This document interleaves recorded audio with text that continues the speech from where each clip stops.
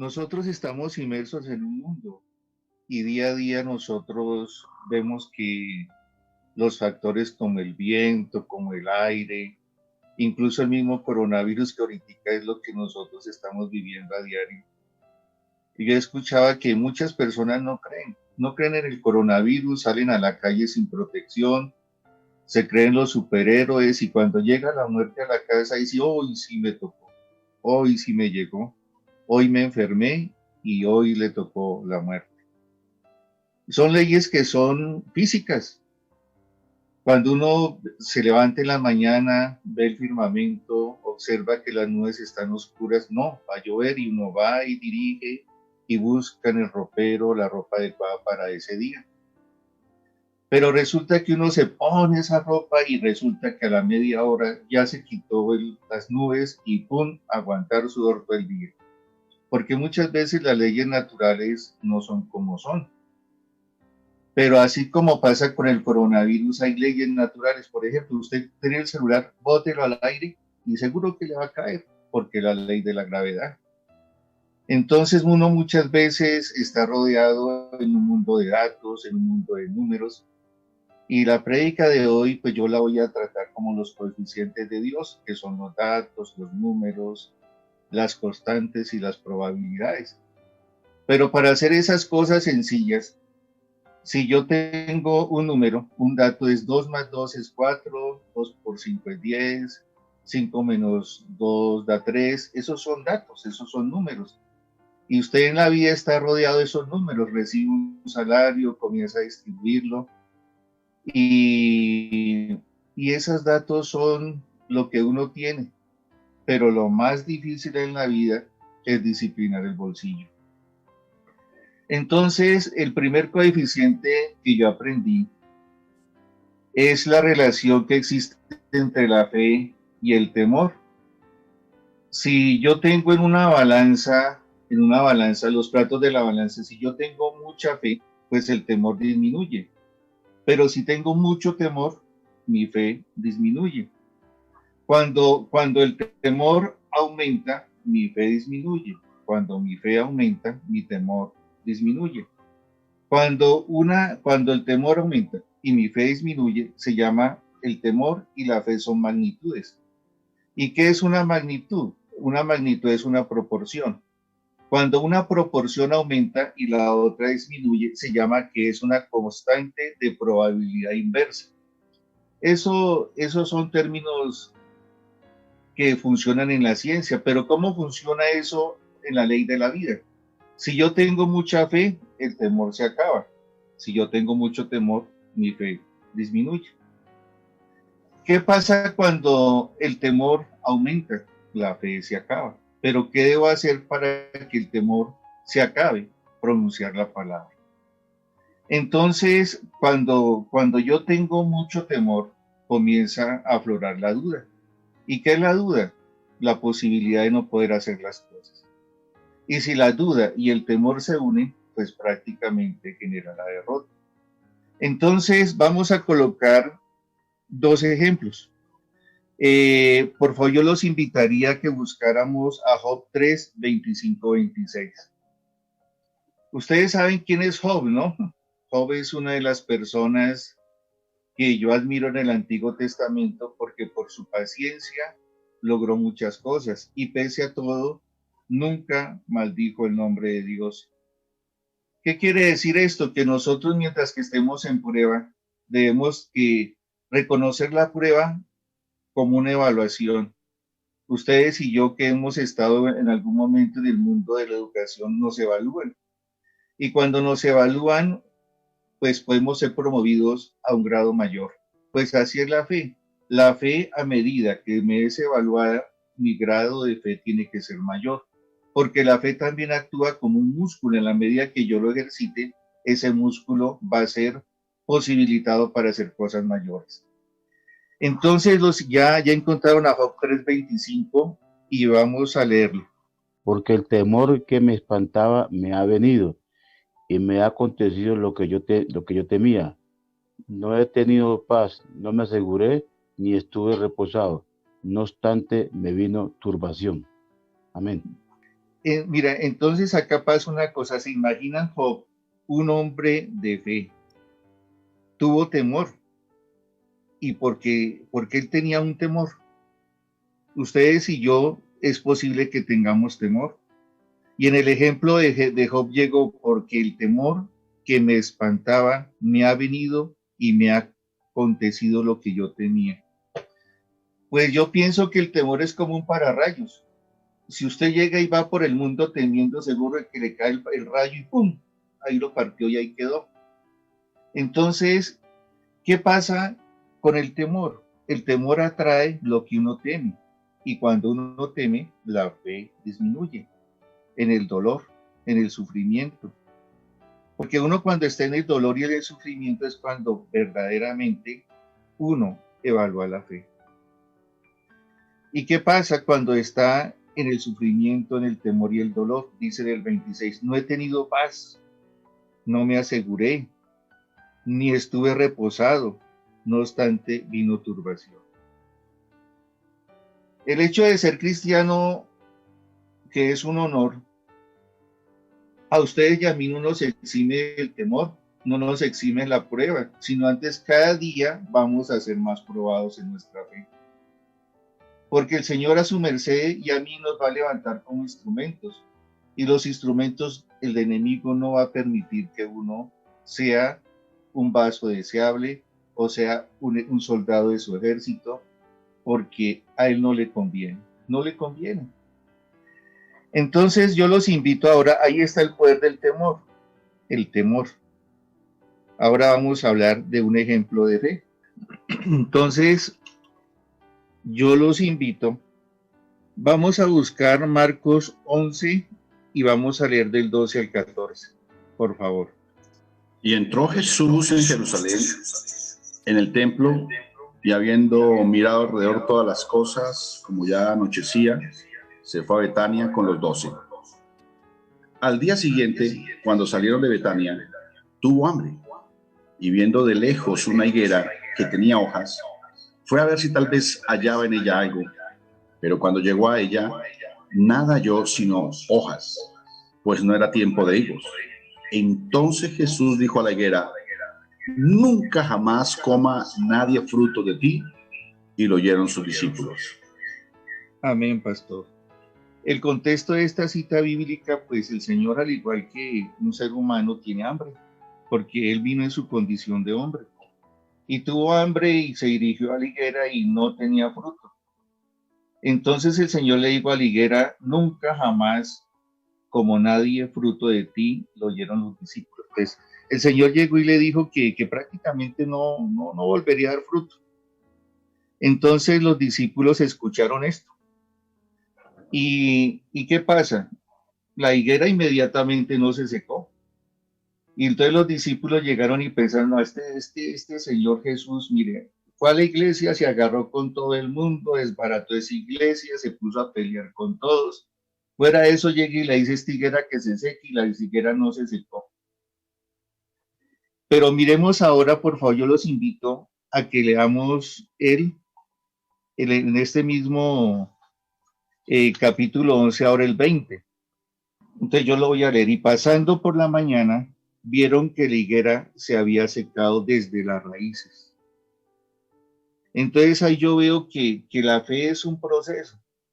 Muchas veces las cosas se llegan inmediatamente y muchas veces las cosas tienen su tiempo. Yo aprendí que cuando yo le oro a Dios y Dios no me responde, pues ya Dios me respondió. Por derecho de no responderme y guardar silencio, la respuesta es que es no. Muchas veces uno espera en la vida que inmediatamente las cosas sean como un niño malcriado. Yo me acuerdo, o sea, yo soy padre de familia y cuando mis hijos se dormían en cualquier lado, yo llegaba y los cogía, los alzaba y los llevaba a dormir. Por arte de magia, los muchachos aparecían al otro día en la cama, con su pijama, bien cobijados.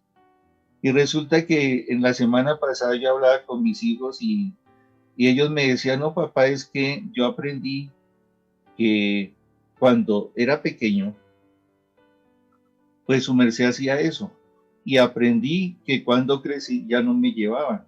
Y entonces yo me preguntaba, ¿y esto qué pasó? En el Hotel 5 Estrellas ya perdió el caché porque ya no me llevan a la cama. No, es el proceso de crecer. Dios a nosotros en el proceso de crecimiento tenemos que aprender también a ganarnos las cosas. Y ese ganarse las cosas se llama madurez. Y tenemos que entender que el proceso para alcanzar las cosas se llama fe. Y la fe es un proceso. También he aprendido que la fe como proceso tiene un avance. Y si nosotros seguimos leyendo, entonces Pedro, en el mismo 11:21. Entonces Pedro, acordándose, le dijo, Maestro, mira la higuera que maldijiste se ha secado.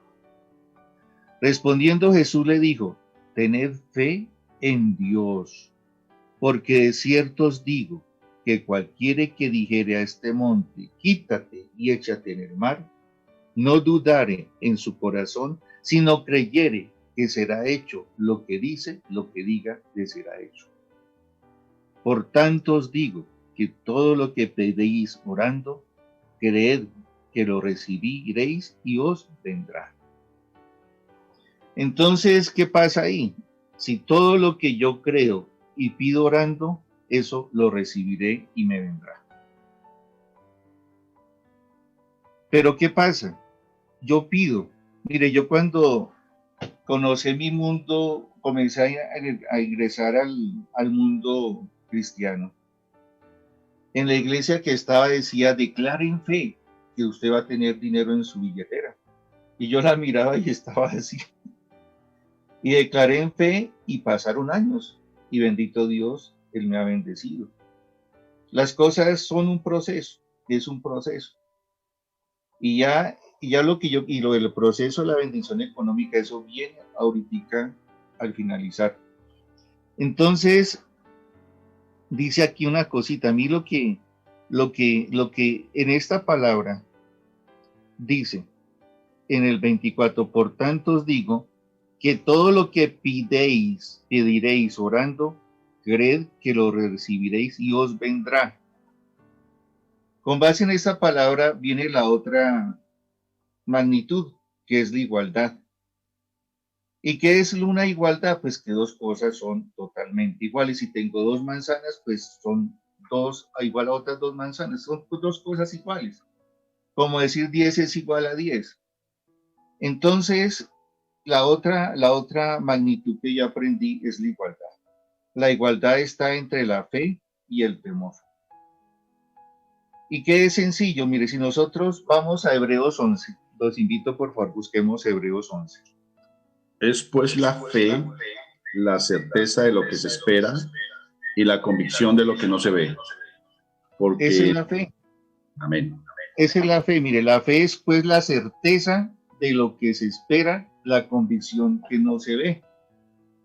Pero para tener fe, yo tengo que creer en Dios y todo lo que yo le pido a Él, en el nombre del Señor Jesucristo, y como dice la palabra en oración, todo lo que yo pidiera me será hecho. Eso es todo.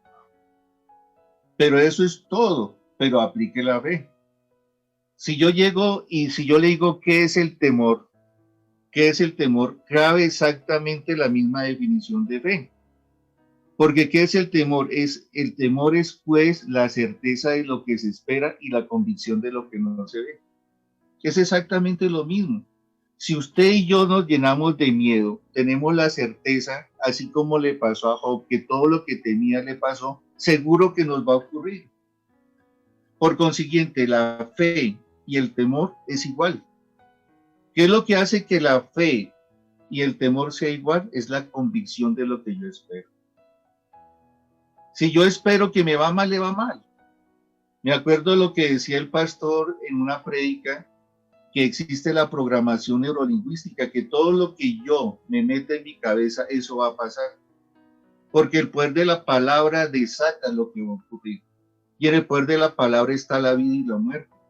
Si yo llego y declaro maldición, seguro que va a llegar maldición. Si yo veo que una persona esté enferma, es que se va a morir, seguro que se muere. Cuando en los matrimonios hay peleas, es que usted lo maldigo porque es una cosa, seguro que lo maldice y le va a ir mal. Es que usted es mejor que se muere y seguro que se murió. ¿Eso es cierto o no es cierto? En mi oficio de docente yo escuchaba, es que usted es igual de bruto a la mamá cuando llegan allá al colegio. No, es que usted es igual de bruto a su papá y el muchacho quedó bruto por ambas partes. Y en el campo uno escucha, no, es que usted parece que fue alimentado con leche burra, por eso usted no le entra ningún tipo de conocimiento, por eso usted es un animal. Y resulta que después ve al hijo como un animal, como un bruto, y ay, se lo pegotearon con el poder de la palabra. Por eso yo también escucho al pastor cuando dice, el pueblo de Israel bendice a los hijos. La mayor cantidad de los premios Nobel de ciencia, en un 98% son del pueblo de Israel.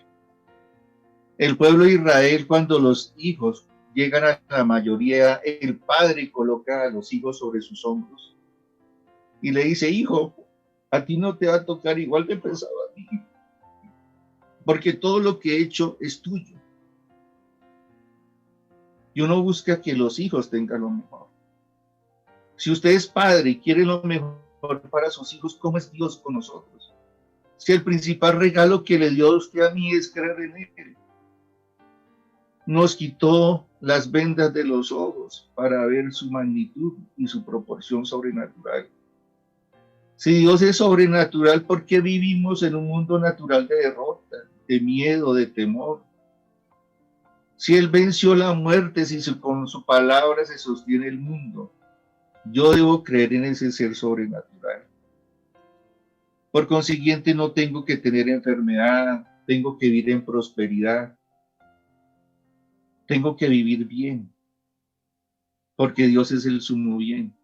Pero ¿cuál es el problema? El problema es creerle a Dios, es creerle a Dios y su palabra. Porque hasta el mismo demonio cree en Dios, resucita y dice, o sea, repite sus palabras y confunde al mundo porque él sí conoce su poder. Si nosotros somos hijos de Dios verdaderamente, no tenemos que tener miedo, porque el miedo no está con nosotros. Y la mejor herramienta para erradicar el miedo y el temor es pronunciar su palabra, conocer su palabra, aplicar su palabra, vivir su palabra. Entonces, el temor y el miedo obran inversamente a la fe y el temor es igual a la fe. Si yo creo en Dios, no tengo que tenerle miedo al temor, ni al miedo, ni dejar que la duda venga a mi corazón porque destruye mi vida. Entonces, ahora yo los invitaría a que fueran tan amables y que buscáramos Romanos 10:10. Porque con el corazón se cree para justicia, pero con la boca se confiesa para salvación. Porque con el corazón se cree para justicia, pero con la boca se confiesa para salvación. Si en su corazón y en el mío se cree para justicia, ¿y qué es lo que yo quiero que sea justo? Dice San Agustín que la justicia es la regla y medida de los actos humanos. Si es una regla y es una medida, entonces si yo por mis actos humanos que tenga, si yo obro bien, me va bien, y si obro mal, me va mal. Mire, yo he visto personas que no creen en Dios y obran bien y les va bien, porque el sol sale para buenos y malos. Y el comienzo de la retribución es la bondad y el miedo y la bondad. Si yo obro bien, por ley natural me va bien. Si yo siembro, tengo que darme un fruto. Por consiguiente, si yo siembro bien, de fruto me va a ir bien. Si yo voy a una montaña y le digo montaña hermosa, me dice hermosa, hermosa, hermosa, porque el eco es lo que yo le grito al mundo, el mundo me da a mí lo que yo le doy al mundo. Pero si yo digo montaña maldita, maldita, maldita, maldita, y si yo grito más maldita, pues eso me va a caer a mí. Porque eso es lo que yo confieso y es lo que yo recibo. Es el poder de la palabra. Porque con el corazón se cree para justicia. Pero con la boca se confiesa para salvación. Este texto dice para salvación, pero se aplica también a cualquier cosa que usted recibe de Dios. Todo lo que usted recibe de Dios viene de la misma manera mediante la fe.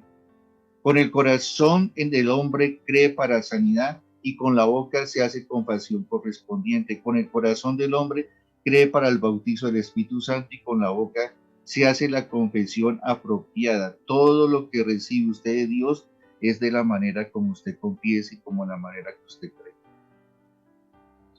Pero en ese secreto de la bendición existe lo más loco. Si uno llega y tiene 100 y le quita 10, es restar, ¿sí o no? Le queda 90. Pero Dios dice, deme el 10 y le doy el 100 por 1, es decir, le va a dar el 1000. Porque la matemática de Dios no es restar, no es sumar, es multiplicar. Y lo más difícil en el mundo de creer en Dios es disciplinar el bolsillo. Ustedes dicen que, mire, que los pastores están ricos, llenos de plata y, hombre, cada trabajador merece su salario. En este tiempo de pandemia, ¿no le parece que el pastor va detrás del que está enfermo, que hace consejería, que de pronto tiene una plataforma que tiene que pagar? Eso vale, eso vale. Y eso se llama inconsciencia. Si yo tengo y no doy, hombre, se llama robar. ¿Y a quién le está robando? A Dios. Porque ese es un mandamiento. Ese es un mandamiento. Entonces, ese mandamiento que Dios a mí me da de cumplir prácticamente lo que Él me dice, y si yo no lo hago, pues estoy entrando en desobediencia. Mire, voy a leer de este libro El poder de Dios de Craig W. Hagin. En la página 20 dice, si quiere que el poder de Dios trabaje en su favor, tiene que poner y tener fe, porque sin ella es imposible agradar a Dios. Hebreos 11:6. Además tiene que ser un dador. A algunas personas no les gusta escuchar sobre el tema de dar, pero la Biblia dice que el primer 10% de su ingreso le pertenece a Dios. Está en Levítico 27:30, por favor apúntelo. Levítico 27:30 para que cuando el Espíritu Santo lo reargulle, su bolsillo comience a funcionar. Y la primera está en Hebreos 11:6. Si usted no está dando su diezmo, entonces podrá ser bendecido en cierta medida, pero las ventanas de los cielos no se abrirán para usted. La Biblia dice, traed todos los diezmos al alfolí, y hay alimento en mi casa, y probadme ahora en esto, dice Jehová de los ejércitos, si no os abriré la ventana de los cielos, y derramaré sobre vosotros bendición hasta que sobreabunde. Está en Malaquías 3:10. Es tiempo que usted comience a disfrutar de las bendiciones de Dios. Ser bendecido es una decisión que usted debe hacer. Y esto comienza con una decisión de un acto de fe.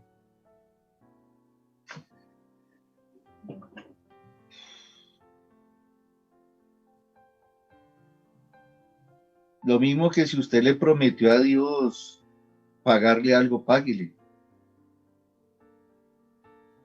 Dios a usted y a mí nos bendice, pero si queremos la sobreabundancia, cumplamos su palabra. Y eso es un mandato. Ahora, si yo me limito a cumplir con el mandato de diezmar, estoy cumpliendo la ley. Pero si usted quiere ser bendecido en sobreabundancia, también cumpla los votos y también ofrenda. Porque la ofrenda es la que tiene un gran valor. Porque Dios dice, y tendréis una medida apretada y remecida. Los que tenemos contacto con el campo, uno cuando va y le echa trigo, uno comienza a empacar el trigo o las papas para que le quepe más, y un bulto de 4 arrobas resulta pesando 5, porque eso es la medida apretada y remecida. Entonces, También dice que el que siembra poco, recibe poco, y el que siembra mucho, recibe mucho. Y hay otra magnitud, que el que les fiel en lo poco, en lo mucho lo pondrá. También es un llamamiento a la fidelidad. Lo más importante, por favor, es serle fiel a Dios. Si yo le soy fiel a Dios, tengo que serle fiel en todas las áreas de mi vida, en mi casa, con mi esposa, con mis hijos, en mi trabajo, y hacer las cosas en excelencia. Cuando yo estuve en la Orden de la Santa Cruz me marcó, y el lema de ellos es la santificación del hombre mediante el cumplimiento de los deberes ordinarios de un cristiano. Y es la santificación de su vida mediante lo que usted hace. Si usted es un médico, sea un excelente médico. Si usted es una ama de casa, sea una excelente ama de casa. Si usted es un pastor, sea un excelente pastor. Si usted es un docente, sea excelente docente. Y no haga las cosas por el salario, haga las cosas como bendición a Dios por lo que usted le da. Y esfuércese y sea bueno en lo que hace. Porque el obrar bien a usted le va a traer la santificación. Porque estamos llamados a ser santos, como nuestro Padre Dios es santo. Padre Santo, en esta mañana te doy gracias por el honor, el privilegio que tú me das de poder, Señor, compartir tu palabra al lado de mi pastor Martín, el cual bendigo. Conozco su corazón, su trabajo, su familia. Te pido, Padre, Señor, que la preocupación que tiene, Señor, tú, Señor, te la resuelvas hoy, poderoso Dios. Te pido por el desanimado, Señor, por el triste, por aquel, Señor, que en este momento, Señor, no sabe qué hacer. La respuesta está en buscar de ti, leer tu palabra y vivir tu palabra y proclamar tu fe. Te pido, Padre, que cuando llegue el desierto, que cuando llegue la duda, cuando llegue el temor, apliquemos tu palabra como bálsamo para que el miedo y el temor se vayan. Señor, yo te quiero pedir que la matemática de multiplicación llegue a nuestros hogares, porque yo creo en un Dios sobrenatural, que tiene control sobre todo, y que es tú, Señor, conforme a tu palabra, y en el respeto que nos tienes, Señor, solo quieres que te amemos, Señor. Damos la posibilidad, Señor, de ser coherentes a tu palabra, de vivir tu palabra y de confesar tu palabra, de ser libros abiertos, Señor, para que con nuestro testimonio, Señor, en vez de nuestra palabra, lleguen a ti, Señor, porque tuyo es el reino, tuyo es el poder, tuya es la gloria, Señor. Te alabo, te bendigo y te glorifico, Señor, y en tus manos colocamos este día, para que muy bien, como dice el pastor, sea para gloria y alabanza tuya y beneficio nuestro. Amén.